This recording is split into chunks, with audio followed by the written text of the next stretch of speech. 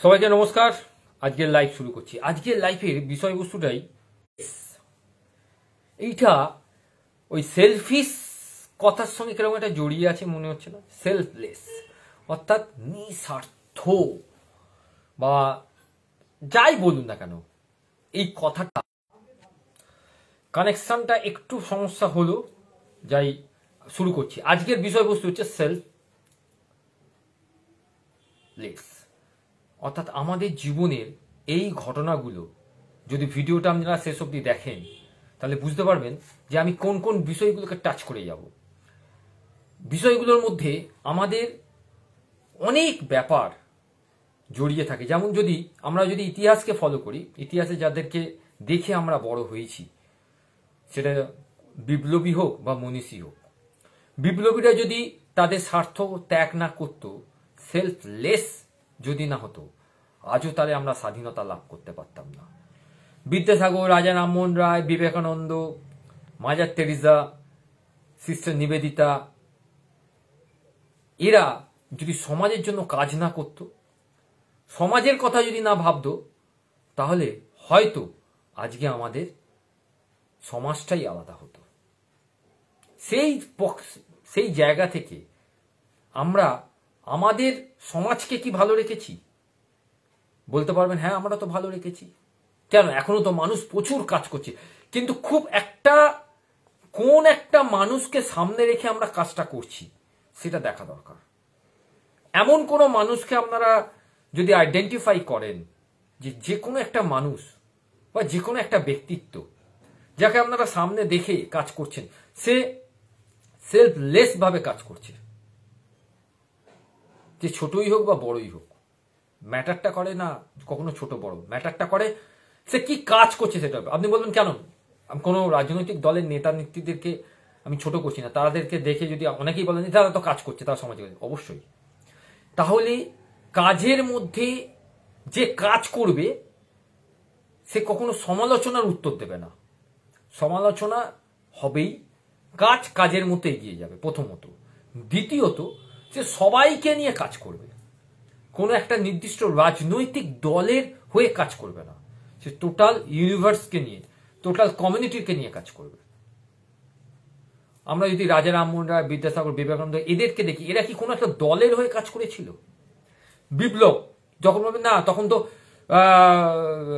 আমাদের যখন জাতীয়তা স্বাধীনতা পায়নি তখন তো কংগ্রেস ছিল, তখন তো কংগ্রেসের হাত ধরে তারপরে যখন আমাদের ভগৎ সিং তৈরি করেন, তখন ইন্ডিয়ান আর্মি, তখন তারপরে নেতাজি তো কংগ্রেসের হয়ে কাজ করেছিল, কংগ্রেসের হয়ে তো বলেছিল, সব ঠিক আছে।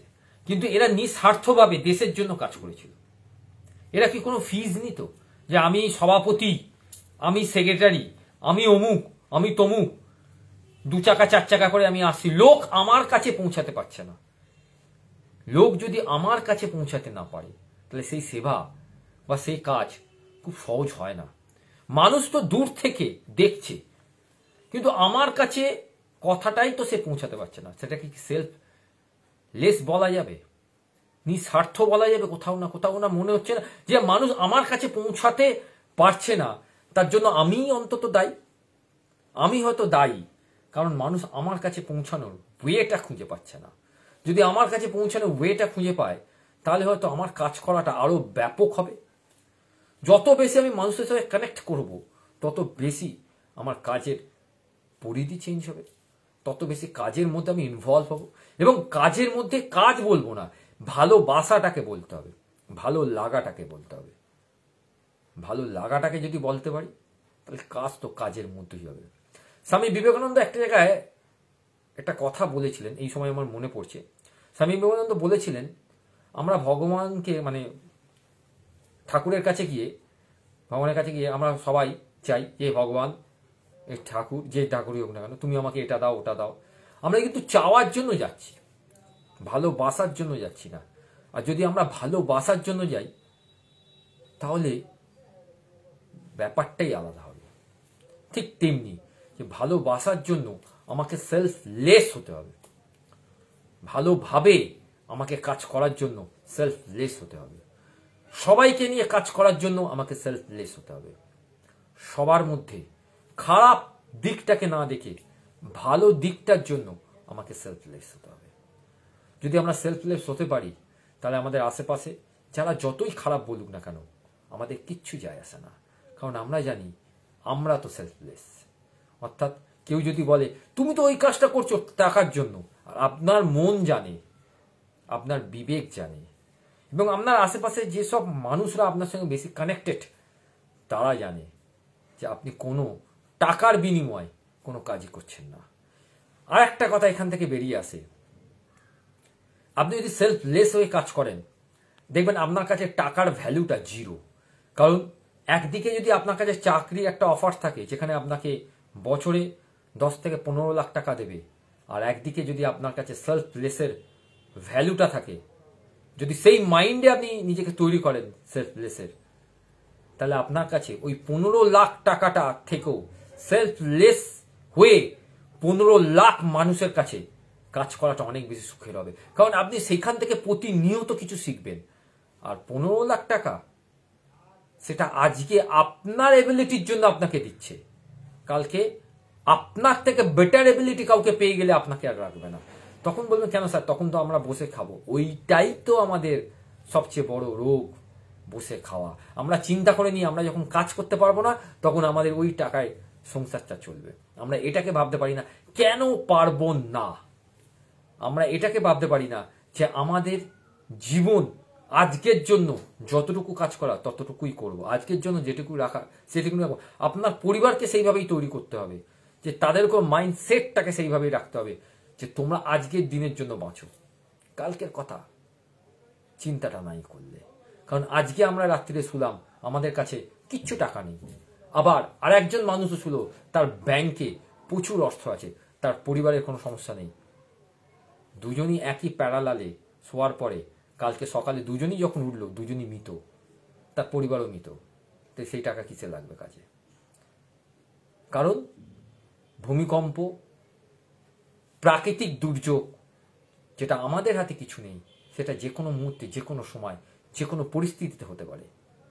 তাই সেলফলেস হয়ে যদি বাঁচতে পারি তাহলে ভয়টা আমার থাকবে না, যে আমরা তো জানবই যে আমাদের ভেতরে সেলফলেসটা এতটাই টাইট, নিজের সত্তাটা এতটাই টাইট যে যে কোনো পরিস্থিতি থেকে আমরা নিজেরা বেরিয়ে আসতে পারবো, যে কোনো পরিস্থিতি থেকে নিজেকে ওভারকাম করতে পারবো। স্পাইডারের কথা তো আমরা সবাই জানি, স্পাইডার যতবারই নিচে পড়ে ততবারই ওঠার চেষ্টা করে, কিন্তু উঠে সে ছাড়ে। বিভিন্ন রকম ইতিহাসের দিকে যদি তাকাই, 999 বার ফেলিওর হওয়ার পরও একবার সে চেষ্টা করে ওঠার। অর্থাৎ ফেলিওর থেকে ভয় পাওয়ার নেই, ফেলিওরকে জেদ তৈরি করে নিয়ে এগোবার আছে। এটাই তো সাকসেসের সবচেয়ে বড় অস্ত্র আমাদের হাতে। তাই আমরা প্রত্যেকটা সময় চেষ্টা করব যে এগিয়ে যাব, এগোতে হবে আমাদের, কোনো রকমভাবে নিজেকে ডিমোটিভেট করব না কোনো কাজের জন্যই। এটাই তো সাকসেস। আজকের লাইফ থেকে আর একটা বার্তা আপনাদের কাছে দিচ্ছি, খুব ভালোভাবে আপনারা বুঝুন এই জায়গাটা। আমাদের প্রত্যেকেরই ঘরে মেয়ে আছে, মেয়ের সংখ্যাটা প্রচুর। আমরা আমাদের মেয়েকে সেই তেজ আমরা কি আমাদের মেয়েদের মধ্যে দেখতে চাইছি না, না দেখতে পারবো না? কোনটা? আমরা আমাদের প্রত্যেকটা মেয়ের মধ্যে সেই তেজ দেখতে চাইছি, যে তেজে ছারখার হয়ে যাবে এই পুরুষতাত্ত্বিক সমাজ। এক একটা মেয়ে যখন দাঁড়াবে যে তার কনফিডেন্সের সঙ্গে, এবং সেই কনফিডেন্সটা হবে তার ভেতরের শক্তি, কারণ সে সব দিক থেকেই তৈরি থাকবে, ফিজিক্যালি মেন্টালি। আমার মিশন সেটাই, মিশন ব্যালেন্স ইন্ডিয়ার, যে আমি মেয়েদেরকে মেন্টালি এবং ফিজিক্যালি স্ট্রং দেখতে চাইছি। আমি চাইছি এক একটা মেয়ে 10টা ছেলের সমকক্ষ হোক। যখন 4টে মেয়ে একই সঙ্গে রাস্তা দিয়ে হেঁটে যাবে, আশেপাশের 50টা ছেলে তার রাস্তা আটকাবো তো দূরের কথা, তার পাশে এসে দাঁড়াতে পারবে না। আপনারা কি চাইছেন না সেটা? যদি না চান ঘরে রাখে দিন, পরিস্থিতি একদিন তাকে আমার কাছে আনবেই। আর যদি চান চলে আসুন, সবাই মিলে একসঙ্গে যুদ্ধে নেমে পড়ি। কিসের যুদ্ধ? যুদ্ধটা হচ্ছে নিজেদের মেয়েদেরকে তৈরি করার যুদ্ধ, যেটা আপনি পারেননি, আপনাদের পাশে কেউ ছিল না, তাই হয়নি। আমি আপনাদের মেয়েদের পাশে আছি। একটাই উদ্দেশ্য, only for fight fight fight, এর কোনো বিকল্প নেই। যে মেয়েরা ডাক্তারি, ইঞ্জিনিয়ারিং এবং আরও উচ্চ পড়াশোনার জন্য পড়ছে, তাদেরও দরকার অনলি ফর ফাইট। আর এই ধরনের মেয়েদের, মানে যারা পড়াশোনা একটু পিছিয়ে, তারা যে ফাইট করতে জানে, তাদেরকে খুবই দরকার ওই সব মেয়েদের জন্য, মানে ডাক্তার ইঞ্জিনিয়ারিং মেয়েদের জন্য রক্ষা করার জন্য। এইভাবেই তো সমাজ বাঁচবে, এইভাবেই তো আমরা সর্বশক্তি দিয়ে, উদ্যমিনী শক্তি দিয়ে গোটা সমাজকে, গোটা পুরুষতাত্ত্বিক সমাজকে এইটা মেসেজ দেবো, আমরা জেগে গেছি, আমরা আর ঘুমাবো না। এটাই তো আমার মিশন, ব্যালেন্স মাইট ইন্ডিয়া। আজকের লাইভ এইটুকুনি।